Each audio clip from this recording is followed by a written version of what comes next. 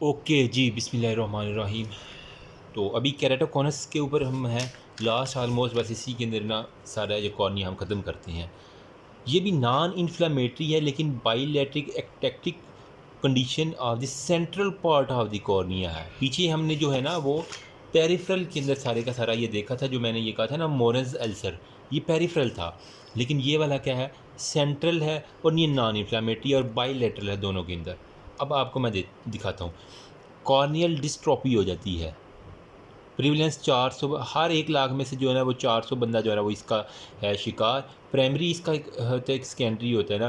Primary जो है ना इडियोपैथिक हमें नहीं पता क्यों होता है, ऑटोसोमल डोमिनेंट कुछ मतलब जीनेटिक जो है ना वो कोई काज आ जाता है ऑटोसोमल बजाय किसी। सेकेंडरी के अंदर क्या होता है, सेकेंडरी के अंदर होता है ऑक्यूलर डिजीज़ और सिस्टेमिक डिसऑर्डर। ऑक्यूलर में क्या होता है, कंजेनिटल ऑक्यूलर एनामलीज होता है जिसके अंदर एनरीडिया हो गया, रेटिनाइटिस हो गया और पिगमेंटोजा हो गया। इन्फ्लामेशन मतलब जितनी भी है ना ऑक्यूलर डिजीज़ की, वो इसके केराटोकॉनस की जो है ना वो काज है। रेटिनाइटिस नो डाउट ये इन्फ्लामेटरी डिजीज़ है, लेकिन इसकी वजह से क्या हो रहा है, केराटोकॉनस जो कि एक नॉन इन्फ्लामेटरी है, सही है, और ये सेंट्रल पार्ट ऑफ रेटिना को जाकर डैमेज कर रहा है। सिस्टेमिक में क्या होता है, क्रोमोसोमल डिसऑर्डर है, डाउन सिंड्रोम के जो पेशेंट है, एक्टोपिक डर्माटाइटिस है, मार्फन सिंड्रोम आपने पढ़ी हुई है सारी की सारी। हमने जेनेटिक पैथोलॉजी पढ़ी थी ना, उसके अंदर मार्फन सिंड्रोम भी हमने डिस्कस किया था। तो कनेक्टिव टिश्यू डिसऑर्डर होता है, मार्फन हो गया, एलहर्स, उसके अंदर सारी की सारी हमने डिस्कस की हुई, वो सारे है, बस नाम याद कर लेना। तो ये सिस्टेमिक डिसऑर्डर है, ठीक है। मतलब आ जाए ना यार जब, तो आपने काज के अंदर एक लिखना है प्राइमरी, एक और सेकेंडरी, ठीक है। सेकेंडरी के अंदर फिर 2 लिखने, ऑक्यूलर लिख देना और एक हमारे पास होता है सिस्टेमिक, ठीक है। ऑक्यूलर में रेटिनाइटिस वगैरह लिख देना और इस सिस्टेमिक के अंदर मार्फन सिंड्रोम होगा, डाउन सिंड्रोम, वो सारी की सारी इसके अंदर आ जाएंगी। अब पैथोजेनेसिस क्या है, defective synthesis of the mucopolysaccharide, MP, mucopolysaccharide. इसकी जो है ना वो कोलेजन टिश्यू जो है ना वो जब सही नहीं बनेंगे तो एपिथीलियम जो है ना उसकी बेसमेंट मेम्ब्रेन सही नहीं बनेगी, वो फ्रेगमेंटेशन का शिकार हो जाएगी, जिसकी वजह से कोलेजन फाइबर जो है ना वो डीजनरेशन हो जाएगी और वो हमारे पास एक्सियल मायोपिया और एस्टेग्मेटिज्म हो जाएगा। सिंपल। ऑन सेट क्या है, यूजली जो है ना वो प्यूबर्टी के अंदर होता है और एक जो वो बोथ हाई दोनों में बाईलेटरल है। और हमने कहा कि ये नॉन इन्फ्लामेटरी है तो मतलब ये पेनलेस होगी, तो ये पेनलेस है। प्रोग्रेसिव डिटोरिएशन है, वीएन हो गया, फोटोफोबिया होता है और मोनोक्यूलर डिप्लोपिया, डबल वीएन आती है एक आंख में, ठीक है। और विजुअल एक्टिविटी में क्या होता है, रिड्यूस ड्यू टू मायोपिया। और आयल ड्रॉपलेट जो होता है ना रिफ्लेक्स, इसके अंदर जो है ना वो हम देखते हैं डिस्टेंट डायरेक्ट ऑप्थेल्मोस्कोपी के जरिए आयल ड्रॉपलेट इफेक्ट देखते हैं। फिर म्यूसिल साइन क्या होता है, bulging of the lower eyelet when the patient look down, उसके जो है ना वो दोनों आंखें ऊपर यहाँ से पकड़ के ना उसे कहते हैं नीचे देखो, जब नीचे देखते हैं वो आंखें यूँ फाड़ फाड़ के जिसे देखना होता है ना वो इस तरह नजर आती हैं, इसे कहते हैं बल्जिंग ऑफ आई, जिसे हम कहते हैं मुनसन साइन जो है ना, ये एक हमारे पास होता है, ये इंपॉर्टेंट है। तो कभी कभी पूछ लेते हैं what is Munson sign, Munson signs क्या होते हैं, जो भी नाम का लो, ठीक है। तो ये इसको आपने नहीं भूलना, ये सारे का सारा है बल्जिंग ऑफ द लोअर। अब हमारे पास जो है ना वो इर्रेगुलर रिंग्स आपको इसके अंदर केराटोस्कोपी के अंदर, रेटिनोस्कोपी करेंगे तो सीजर रिफ्लेक्स आपको दिखेगा। स्लिट लैम्प एग्जामिनेशन आप देखेंगे तो उसके अंदर थिनिंग और forward bulging of the centre कर, बल्जिंग इसके अंदर बड़ी ना कॉमन है। मतलब केराटोकोनस है ना, तो कौन क्या है, एक तरह का यूँ बल्जिंग वाला स्ट्रक्चर होता है, तो केराटोकोनस में हमारे पास बल्जिंग जो है ना वो आपने नहीं भूलनी। इसके अलावा जो है वो कहता है वेगॉट्स लाइन होता है, वर्टिकल डीप जो है स्ट्रोमल होता है, ड्यू टू एक्सटर्नल प्रेशर हो गया की वजह से वो डिसअपियर हो जाता है। कॉर्नियल नर्व होता है, प्रोमिनेंट होती हैं। फिशर्स रिंग, ये बड़ी इंपॉर्टेंट है, डेपोजिशन ऑफ आयरन की वजह से ना एपिथेलियम के अंदर जो बेसमेंट के अंदर, मैं आपको एक डायग्राम दिखाता हूँ। ये आप एक डायग्राम देखें, होपफुली इसको मैं थोड़ा सा ना, ये आप देखें, इसके अंदर ये देख रहे हैं साइडों पे आपको फिशेस रिंग, आयरन की डेपोजिशन की वजह से एक ख़ास किस्म की जो ना वो रिंग सी गोल्डन गोल्डन कलर की नज़र आ रही है, लाइट से ब्राउन कलर की, तो इसे हम कहते हैं फिशर्स रिंग, ठीक है। केसेस फिशर जो है ना वो इसका पूरा नाम है फ्लैशर्स रिंग, इसे कहते हैं फिशर्स, मैं कह रहा हूँ फ्लैशेस। ओके हो गया। अच्छा, अब जो है ना इन्वेस्टिगेशन जो है ना वो हमारे पास होती है, कॉर्नियल टोपोग्राफी एक होता है आई के लिए, जो है टोपोग्राफी डिटेक्ट दी अर्ली केराटोकोनस को डिटेक्ट करने के लिए हमारे पास टोपोग्राफी एक होता है, मैं एक दिखाऊं। बेसिकली ना ये फोटोग्राफिक टेक्निक है जिसके अंदर ना आपको मैप से शो होते हैं फ्रंट विंडो ऑफ दी आई जो है ना वो कॉर्निया के सारे आकर, यार में डायग्राम मिल जाए ना, हाँ ये वाली, ये बड़ी इंपॉर्टेंट डायग्राम है। अमूमन अगर किसी ने ना आर्मी का मेडिकल दिया हो ना, इवन पीएम एलोंकोस का या आर्मी मेडिकल कॉलेज का, तो कुछ लोगों को जो है ना वो अगर आई का मसला हो तो वो इवन ये टोपोग्राफी भी करवा लेते हैं, और ये बड़ी जो है ना क्लियर पिक्चर देता है। मोस्टली जिनके अंदर आइज़ का थोड़ा से एनके लगी होती हैं अमूमन, अगर वो ज़्यादा डिफेक्ट आ रहा तो उनके अंदर ना करवाते हैं। कुछ लोगों को ने करवाए भी थे हमारे साथ जो थे मेडिकल वाले ना। तो उसके बाद है केराटोमीट्री जो होता है ना, उसके अंदर मायोपिया होता है और इरेगुलर एस्टिग्मेटिज्म है। कॉम्प्लिकेशन में एक्यूट कॉर्नियल हाइड्रॉप्स जो होता है ना, sudden onset of the painless visual loss due to rupture of the Descemet's membrane होता है, और fluid in the stroma the scarring of the central cornea. Treatment में क्या होता है, स्पेक्ट्रल्स होते हैं, रिजिड कॉन्टैक्ट लेंस आप उसको यूज़ करवा सकते हैं। इंटैक्ट जो होता है ना वो हमारे पास रिपोर्टेड होती है। और कोलेजन क्रॉस लिंकिंग जो होते हैं ना, ये बड़ी इंपॉर्टेंट है to stop the progression of the keratoconus and by removal of the epithelium and the installation of the riboflavin hydrops हो गया वो सारी की सारी। अच्छा, डीप एंटीरियर लेमिलर जो होता है ना केराटोप्लास्टी, ये effective patient intolerant of the contact lens keratoplasty कर सकते हैं। और एक्यूट हाइड्रोस वही बच्चों वाली बात है, कोई इसमें इतनी मुश्किल नहीं है। अब हमारे पास आते हैं inflammatory keratitis, superficial punctuate keratitis associated with formation of corneal filaments इसके अंदर मिलते हैं। इन सिंपल वर्ड अगर आपको मैं कहूँ ना, तो एक ऐसी कंडीशन है जिसके अंदर ना एपिथेलियल सेल और म्यूकस जो है ना वो डीजनरेटेड होते हैं। ठीक है, डीजनरेटेड एपिथेलियल और म्यूकस सेल्स होते हैं, और वो क्या करते हैं, वो अडेयर करते हैं कॉर्नियल सरफेस के साथ, और वो फिलामेंट से बना के ना, और इसके अंदर जो है ना वो बेसिकली पेन होता है और फॉरेन बॉडी सेंसेशन सबसे बड़ी कंप्लेन इसके अंदर होती है ना। ठीक है, तो मतलब जो एपिथेलियल डिस्ट्रॉय हुई वही फिलामेंट्स के अंदर आप इन सिंपल वर्ड कह लें कि वो कॉर्नियल फिलामेंट्स बन जाते हैं, फॉर्मेशन ऑफ कॉर्नियल फिलामेंट। वो ये elongated epithelial cord will be mucus attached to the end of the corneal surface unattached and move with the each blink। एक जो है ना वो चीज़ जो है ना फिलामेंट की वो अटैच होती है किसके साथ, कॉर्नियल सरफेस के साथ, जबकि दूसरी जो है ना वो यूं ही ना लहराती रहती है। जब बंदा ब्लिंक करता है तो उसके साथ वो मूव करती है, जिसकी वजह से वो कह रहा है कि हमारे पास जो है ना वो एबनॉर्मल एपिथेलियल हीलिंग करवाता है, लूज एपिथेलियम। वो ड्राई आइज़ की एक बड़ी वजह है सुपीरियर लिम्बिक केराटोकंजक्टिवाइटिस और रिकरेंट एरोजन सिंड्रोम, ये बड़ी इंपॉर्टेंट है। फिर हमारे पास होता है न्यूरोट्रॉपिक केराटाइटिस और आई पैचिंग फॉर लॉन्ग पर एसेंशियल ब्लेफरोस्पाज्म होता है। फिर सिम्टम में माइल्ड टू मॉडरेट पेन होती है, इसके अंदर डिस्कम्फर्ट होता है फॉरेन बॉडी, ये बड़ी इंपॉर्टेंट चीज़ है। इसके अंदर वो जब हिलते हैं फिलामेंट तो फॉरेन बॉडी सेंसेशन उसको आएगी। ठीक है, साइन में सिला में वही है, रोज़ बैंगल जो होता है ना वो आपको जो दिख रही है, यहाँ पर मैं दिखाता हूँ कॉर्नियल फिलामेंट, ये देखो देख रहे फिलामेंट यूँ यूँ यूँ यूँ यूँ। इसको प्लीज़ एक वो हमने ट्री वाला एक देखी थी डायग्राम, उसके साथ कंफ्यूज नहीं करना, जिसके अंदर मैंने बताया था कि वो ये वाली। ठीक है, ये हमारे पास था एमेबाइड अल्सर की वजह से यहाँ पे जो है ना रोज़ बैंगल यहाँ पे भी मान रहे हैं, लेकिन यहाँ पे ट्रीज़ बनती हैं बाकायदा, वो ब्रांचिंग नज़र आती है, लेकिन यहाँ पे ब्रांचिंग नहीं होती। कॉर्नियल फिलामेंट में हमारे पास रोज़ बैंगल होती है, लेकिन वो स्टेन जो है ना वो अच्छा हो जाता है। सुपरफिशियल पंक्चुएट केराटाइटिस होता है। फिर हमारे पास ट्रीटमेंट में मैकेनिकल रिमूवल फिलामेंट पैचिंग की जाती है 24 आवर के लिए हाइपोटोनिक सेलाइन के ज़रिए। जहाँ पे ड्राई है तो वहाँ पे हमने सेलाइन वाटर यूज़ करना है। म्यूकोलिटिक एजेंट जो है ना वो आपने यूज़ करना होता है, एसिटाइलसिस्टीन वगैरह।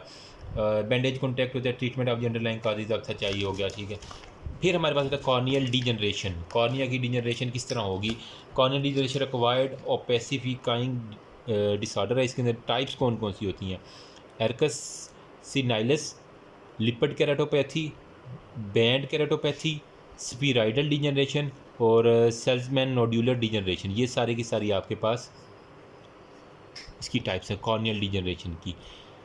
एरकस सिनाइलिस के बारे में क्या है, most common peripheral corneal opacity due to infiltration of the lipid. इस अंदर लिपिड्स जो है ना अब, ठीक है, उसकी जो है ना वो इनफिल्ट्रेशन हो जाती है, और मोस्टली ओल्ड एज में, बूढ़े लोगों में। लिपिड केराटोपैथी में क्या होता है, स्टोमल के अंदर जो है ना वो वाइट डिपॉजिट आपको दिखती हैं, जिसके अंदर कोलेस्ट्रॉल होता है, फैट होता है और फॉस्फोलिपिड होता है, जो कि नॉन वेस्कुलराइज्ड है। फिर हमारे पास बैंड केराटोपैथी के अंदर क्या होता है, most common characterise by deposition of calcium. ठीक है, BC से याद कर लो, बैंड के अंदर हमारे पास कैल्शियम होगी, बेसमेंट मेम्ब्रेन में और एंटीरियर स्ट्रोमा के अंदर, वो जितनी भी लेयर है वो लिख देना यार। बेसमेंट मेम्ब्रेन मोस्टली होती है, स्ट्रोमा होता है, और बस एपिथेलियल इसके अंदर। स्फीराइडल में क्लाइमेटिक ड्रॉपलेट केराटोपैथी होती है, इसके अंदर एम्बर्ड कलर ग्रेन्यूल डिपॉजिट होते हैं, जो सुपरफिशियल स्ट्रोमा।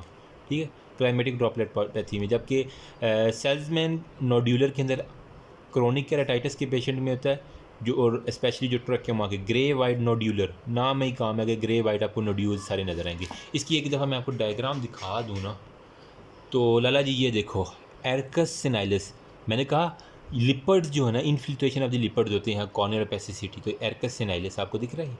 ये वाला, ये बड़ा प्रोमिनेंट आपको एक जो दिख रहा है ये वाला, ठीक, नज़र भी आ रहा है कि नहीं आ रहा, ये वाला, ठीक है। तो ये लिपिड की ड्रॉपलेट है। फिर हमने कहा कि ये लिपिड केराटोपैथी होती है। तो पैथी के अंदर जो है ना वो आपको क्या कह रहा है कि कोलेस्ट्रोल, फैट और फास्फोलिपिड, मतलब तीनों चीज़ें मिलकर उसको ज़्यादा ब्लर कर देंगी। तो ये देखो लिपिड केराटोप्लास्टी आपको दिख रही है। हाँ यार, इसकी फ्लैश अगर मैं ऑफ़ कर दूँ, ये वाली, ये देखो कितनी ही ओपेक है। इसके अंदर लिपिड भी है, फैट भी है, कोलेस्ट्रोल भी है, सारा का ना मिक्स करके lipid plus fat plus cholesterol, इनकी जो है ना मिल्क शेक बना के आपने आँख के अंदर डाल देनी है। सिंपल यही है। फिर मैंने कहा कि बैंड है, बैंड के अंदर बेसिकली क्या है, कैल्शियम है, BC, ठीक है। तो कैल्शियम का एक आपने ना बैंड सा दिखेगा इसके अंदर, ये देख रहे हो, बिल्कुल बड़ा क्लियर इसके अंदर आपको बैंड एक नज़र आ रहा है कैल्शियम का। या इस तरह के कैल्शियम के छोटे छोटे जो ना वो जिस तरह स्टोन से होते हैं वो आपको नज़र आ जाएंगे कि ये इसे हम कहते हैं बैंड केराटोपैथी। फिर हमारे पास स्पीराइडल डिजनरेशन, क्लाइमेटिक ड्रॉपलेट केराटोपैथी। तो यहाँ पे देखो स्पीराइडल डिजनरेशन, ये सारे की सारी आपको जेलेटिनस मास आपको एक जो है ना वो नज़र आएगा, तो ये होती है। फिर हमारे पास सेल्समैन नोड्यूलर डिजनरेशन, तो आपको इसके अंदर नोड्यूल्स नज़र आएंगे मोस्टली ग्रे वाइट। यहाँ पे ग्रे वाइट लिखा हुआ ना, ये डायग्राम देखो, ग्रे वाइट आपको नोड्यूल्स छोटे छोटे छोटे छोटे छोटे छोटे छोटे छोटे से आपको नोड्यूल्स, या इस आँख में देख लें, ये कितने ब्रीक ब्रीक से नोड्यूल्स नज़र आ रहे हैं। इसके अंदर देख लें, ये बड़ा प्रॉपर आपको इसके अंदर ना नज़र आ रहा है, ये नोड्यूल्स, ये देख रहे हैं, ये हाँ नज़र आ भी रहा है कि नहीं आ रहा है, ठीक है। तो ये जो है ना नोड्यूल्स आपको देखेंगे, ये छोटी सी। फिर हमारे पास कॉर्नियल डिस्ट्रॉफीज, इसके अंदर कॉर्नियल डिस्ट्रॉफी स्लोली है, प्रोग्रेसिव है, नॉन इन्फ्लामेटरी है, जेनेटिकली डिटरमाइंड है, बाईलेटरल है, खुद भी लिख लेना, कुछ भी नहीं थी अंदर।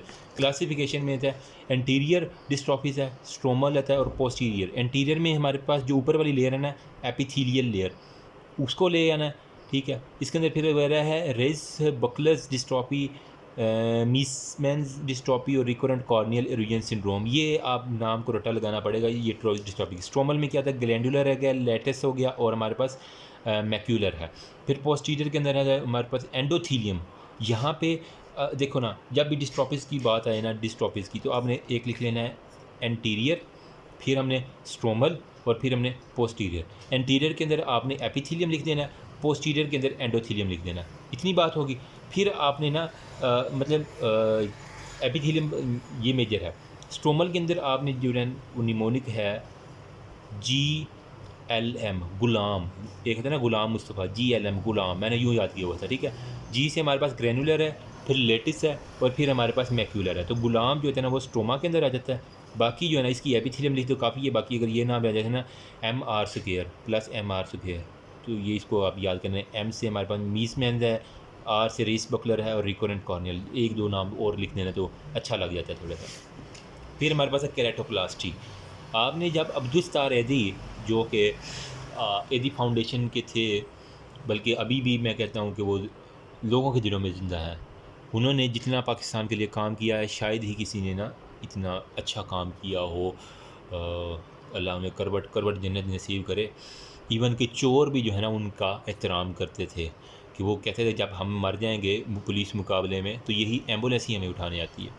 उन्होंने अपनी सारी ज़िंदगी इस काम के लिए वक्फ की और जाते हुए भी उन्होंने ये नसीहत की थी कि मेरी बॉडी का जो पार्ट आपको किसी और मरीज़ के लिए चाहिए वो आप ले सकते हैं, क्योंकि वो खुद भी बेचारे इतने बूढ़े हुए थे। तो डॉक्टर्स ने उनकी डेथ के बाद देखा कि उनका सिर्फ कॉर्निया जो है ना वो 6 घंटे तक आप उसका ट्रांसप्लांट कर सकते हैं निकाल के उस मरीज़ से, ठीक है, तो उस डेड बॉडी से। तो कॉर्निया जो है ना वो उसका यूज़ है, तो उनका कॉर्निया जो है ना निकाल के किसी दूसरे पेशेंट को फिर डाला गया था उनकी वसीयत के मुताबिक, जो चीज़ें उनकी ठीक थी, तो सिर्फ कॉर्निया उनका मिला था उनको ना, ठीक है। तो ये बेसिकली क्या होता है कि कॉर्नियल ग्राफ्टिंग या कॉर्नियल ट्रांसप्लांटेशन ऑपरेशन होता है in which patient disease cornea is replaced by donor's healthy cornea, ठीक हो गया। हेल्दी पेशेंट थे क्योंकि उनको थे तो बूढ़े लेकिन वो हेल्दी था उनका कॉर्निया, तो उनका कॉर्निया निकाल के किसी डिजीज पेशेंट के अंदर डाला गया। टाइप्स क्या हैं, पेनिट्रेटिंग है, लेमिलर है, ठीक है, मतलब LP या PL का लेमिलर है, पेनिट्रेटिंग है, फिर लेमिलर। इसके अंदर फुल थिकनेस ग्राफ्ट होता है पेनिट्रेटिंग में, पेनिट्रेट करते जाओ जब तक फुल थिकनेस नहीं होती। लेमिलर में छोटा सा L रख लेना है आपने, मतलब पार्शियल थिकनेस ग्राफ्ट होता है। इसके अंदर सुपरफिशियल है, डीप है और डेस्मेटिक स्ट्रिपलिंग होती है जिसे हम एंडोथीलियल कहते हैं, ठीक है। फिर इसको लेमिलर कहते हैं और इसको हम सुपरफिशियल लेमिलर। अब पेनिट्रेटिंग केराटो प्लास्टी मतलब पीके वो कहते हैं ना, पीके हो क्या वो देख लो। इसकी इंडिकेशन क्या है, ऑप्टिकल है, जब कॉर्नियल ओपेसिटी होगी या बुलिस केराटोपैथी या कॉर्नियल डिस्ट्रॉफीज होंगी या एडवांस केराटोकोनस वाली पेशेंट होंगे, उनके अंदर हमने ये कर लेते हैं। ठीक है, ए बी और सी स्केयर, ए वाला एडवांस केराटोकोनस, बी से बुलिस, सी से कॉर्नियल ओपेसिटी और कॉर्नियल डिस्ट्रॉफी। थेराप्यूटिक में इन्फ्लेम्ड कॉर्निया जब होगा रिप्लेस हो उसी में करना है। डोनर्स टिश्यू जो होता है ना वो हमने 6 से 24 घंटे के अंदर, आपने फोरेंसिक के अंदर बड़ा है कॉर्निया 6 घंटे तक जो है ना आप यूज़ कर सकते हैं किसी दूसरे पेशेंट के अंदर। It should be sterile condition, इसके अंदर कोई इन्फेक्शन ना हो उसकी आँख का, ये ना हो कि जिसका आप लगा रहे हैं उसको पहले से इन्फेक्शन और फिर अगले में भी इन्फेक्शन ट्रांसमिट हो। मेथड क्या है कॉर्नियल प्रिजर्वेशन के, अगर आपने प्रिजर्व करना है ना तो आप उसको मॉइस्ट चैम्बर के अंदर 4 डिग्री सेंटीग्रेड के ऊपर 48 घंटे मतलब 2 दिन तक जो है ना वो उसको 4 डिग्री सेंटीग्रेड के ऊपर रख देना तो वो फ्रीज़ कर सकते हैं आप उसको, अगर पेशेंट को ऑपरेशन देर से करना है। मैकेरी में क्या होता है हमारे पास मीडियम होता है अप टू 2 वीक, इसके अंदर हमने 2 हफ्तों के लिए जो है ना वो आप इसको, और आर्गन कल्चर में अप टू 4 to 5, अगर आप पूरा आर्गन ही पकड़ के कल्चर कर लें तो आपसे 4 से 5 हफ्ते तक जो है ना वो आप कर सकते हैं। तो ये 3 मेथड इंपॉर्टेंट है ये प्रिजर्वेशन के, ये एग्जामिनर पूछ लेते हैं। फिर हमारे पास जो होता है ना वो सर्जिकल टेक्निक्स में जो है डोनर कॉर्नियल बटन होता है, रेसिपिएंट बटन होता है, फिर वो फिर बताएं। अच्छा, ट्रीटमेंट क्या है, टॉपिकल आपने स्टीराइड सबसे पहले जो है टॉपिकल एंटीबायोटिक्स दे देनी है, कॉन्टैक्ट लेंस यूज़ कर सकते हैं, सिस्टम इम्यूनो सप्रेसिव, क्योंकि बॉडी समझेगी कि ये कोई फॉरेन बॉडी है इसलिए साथ इम्यूनो सप्रेसिव देना ज़रूरी है ताकि इसको वो अच्छे से ट्रांसप्लांट कर दें। अच्छा, फिर वो कह रहा है प्रोग्नोस्टिक जो होता है ना वो फैक्टर कौन से हैं which affect the success of the corneal transplantation. वो सक्सेस अब बड़ी डिपेंड करती है कि अगले पेशेंट में हमने डाल दिया तो सक्सेस कितनी होगी। तो वो आपने स्ट्रोमल वेस्कुलराइजेशन देखनी है, loss of corneal sensation, active corneal inflammation, dry eye syndrome तो नहीं है, अनकंट्रोल ग्लाइकोमा तो नहीं, यूवीआइटिस तो नहीं है, आई एबनॉर्मेलिटी, एक्ट्रोपियन एंट्रोपियन तो नहीं है। ये सारी इफेक्ट जो है ना ये ट्रांसप्लांट के अंदर हिड्रेस पैदा कर सकती हैं, इसलिए जैसे जिस पेशेंट को ये उसके अंदर ट्रांसप्लांट करने से हम गुरेज करते हैं। कॉम्प्लिकेशन क्या है, अब ट्रांसप्लांट हो गया जनाब तो वहाँ से वाउंड लीक कर सकता है, फ्लैट हो सकते हैं, इंटीरियर आयरस प्रोलैप्स कर सकते हैं, स्कैंडी इन्फेक्शन, स्कैंडी ग्लाइकोमा है, प्रेजेंशियल एपिथेलियल होता है। लेट कॉम्प्लिकेशन में ग्राफ्ट रिजेक्शन है, रिकरेंस डिजीज़ है, एस्टिग्मेटिज्म होती है। सुपरफिशियल लेमिलर केराटोप्लास्टी में क्या है, एपिथेलियल स्टोमल डीप ऐसे तो होता है। इंडिकेशन में सुपरफिशियल में 1/3 ऑफ द कॉर्निया होता है। डीप लेमिलर केराटोप्लास्टी में अब क्या होगा, ओपेक होता है, डिस्मेंट मेम्ब्रेन जो ना डी से डीप है, डी से डेस्मेंट मेम्ब्रेन हो गया। अच्छा, एडवांटेज क्या है, नो एंडोथेलियल इंजेक्शन, रिजेक्शन इसके अंदर बहुत कम होता है, डीप के अंदर जो है बहुत कम रिजेक्शन होता है। फिर वो कह रहा है कि हमारे इंडिकेशन क्या है, corneal passing wall the anterior 90% of the corneal thickness होती है, keratoconus with history. Deep stripping endothelial keratoplasty में क्या होता है, removal of the endothelium along with the Descemet membrane, जो नीचे वाली डेस्मेंट मेम्ब्रेन है स्टोमा के बिल्कुल नीचे, उसको भी रिमूव करके ना थ्रोक्स कॉर्नियल स्क्लेरल और इंसिजन करके हम उसको रिमूव करते हैं। और इंडिकेशन क्या है इसके अंदर, स्यूडोपेटिक बुलस केराटोपैथी हो गया। और एडवांटेज क्या है, फास्टर विजुअल रिहेबिलिटेशन है, बेटर विजुअल एक्टिविटी, बच्चों वाली बात है, कुछ भी नहीं है इसके अंदर। तो that's all about, I tried my best कि जितना मैक्सिमम कॉर्निया की रिवीजन हो सके, जितना मुझे आता था यार मैंने वो समझा दिया। बाकी आप खुद जो है ना मुझसे ज़्यादा लाइक हैं तो खुद थोड़ी सी एफर्ट करेंगे तो इंशाल्लाह दैट्स मोर दैन इनफ। बाकी MCQs और SCQs के मैंने ऑलरेडी शेयर कर दिए हैं, कुछ अभी आ रहे हैं तो चैनल के ऊपर इंशाल्लाह जिसको PDF चाहिए वो मुझसे आगे। थैंक यू सो मच, अल्लाह हाफ़िज़। अभी इंशाल्लाह जो नेक्स्ट मेरा प्लान है ना वो है हमारा लेंस और कैटरैक्ट, इसका ये चैप्टर बड़ा इंपॉर्टेंट है, ठीक है। तो इसको इंशाल्लाह कवर देखते हैं कवर करने की, फिर हम ग्लाइकोमा को कवर करेंगे और हमारी हाफ से ज़्यादा जो है ना आई इंशाल्लाह, मतलब मैक्सिमम जो पोर्शन है ना आई का वो कवर हो जाएगा। Thank you so much, remember me also your precious prayer. अल्लाह हाफ़िज़।